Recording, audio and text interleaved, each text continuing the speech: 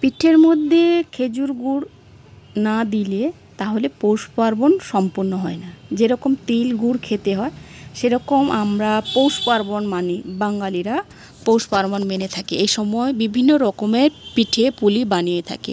তো আমার বাড়িতে হবে আজকে পুলি পিঠে, তাই চালের গুঁড়ো নিয়ে দলে নিচ্ছি আর নারকেল দিয়ে কিছুটা আমরা ঝাঁই বলে থাকি সেগুলো মেরে নিয়েছি। নারকেলের মধ্যে দিয়েছিলাম আদা, এলাচ আর গুড় ছাড়া কোনো জিনিস হবে না। তাই আমার কর্তামশাই আগের থেকে 6 কিলো গুড় এনে রেখেছিল, তাই সেগুলো দিয়ে সবাই আমি আমার যা ও শাশুড়ি সকলে মিলে এই পিঠেগুলো বানাই প্রত্যেক বছর। পুলি পিঠে খেতেও ভালো লাগে। একটা আছে ভাপের মধ্যে হয় আর একটা দুধের মধ্যে। আজকে যেহেতু দুধের মধ্যেই বানাবো পুলি পিঠে। আর নারকেলের ঝাঁইটা এত সুন্দর লাগছিল খেতে, নারকেল সন্দেশ হলে আরও ভালো লাগতো। যেহেতু গুড় পড়েছে, খেজুর গুড়, খেতেই খুব সুন্দর লাগে। খেজুর গুড়ের পায়েস, খেজুর গুড়ের পিঠে বা খেজুর গুড় দিয়ে মুড়ি খেতে খুবই টেস্টি লাগে। আর এইভাবে আমরা পিঠেটা বানিয়ে থাকি মুড়ে নিয়ে এরকম করে। যেহেতু এক হাতে বানাচ্ছি ভালো হচ্ছে না, তো ওইগুলো দেখো দুটো হাতে বানিয়ে নিয়েছি, লাস্টে দেখাবো তোমাদেরকে। এই যে এরকম আমার এই থালাটা আমি পুরো কমপ্লিট করে নিয়েছি। আর ওই দিকে দেখো শাশুড়ি মায়ের, এটা আমার জায়ের, ও বানিয়ে নিয়েছে। যে যেরকম পারে বানায় আমার শাশুড়ি মায়ের। 3 জন ধরে আমরা বানিয়েছিলাম, বানানো রেডি।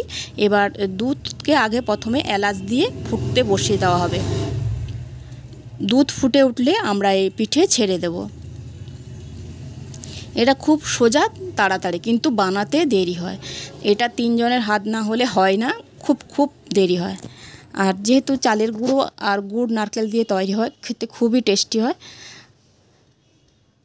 একে একে করে আমি একটা করে ছেড়ে দেবো। যেহেতু আজ মকর সংক্রান্তি, তাই সকলকে আমার তরফ থেকে হ্যাপি মকর সংক্রান্তি বা পৌষ পার্বণের প্রীতি ও শুভেচ্ছা। তোমরা যে যেখানে থাকো ভালো থেকো, সুস্থ থেকো। আজকের দিনে কিন্তু অনেকে স্নান যাত্রা নয়, স্নানটা মাহাত্ম্য দেয় বা দান দেন, যে যেরকম পারবে করবে। আর পিঠে পুলি খেয়ে সকলে একসঙ্গে থাকবে, ঝগড়াঝাটি করবে না। পারলে কোথাও ঘুরে এসো বা কিছুটা দান দেওয়ার চেষ্টা করো।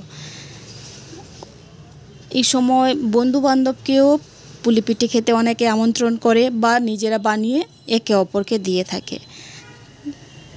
আমাদেরও দিয়ে থাকবো। যখন এই পিঠেটা কমপ্লিট হয়ে যায় দেখবে দুধের উপর ভেসে উঠে একটা করে, তখনই ভালো লাগে খেতে।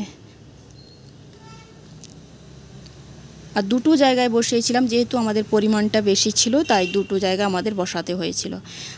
অলরেডি রেডি হয়ে গেছে, তার উপরে খেজুর গুড় ছড়িয়ে দেব। তোমরা ভালো থেকো, সুস্থ থেকো।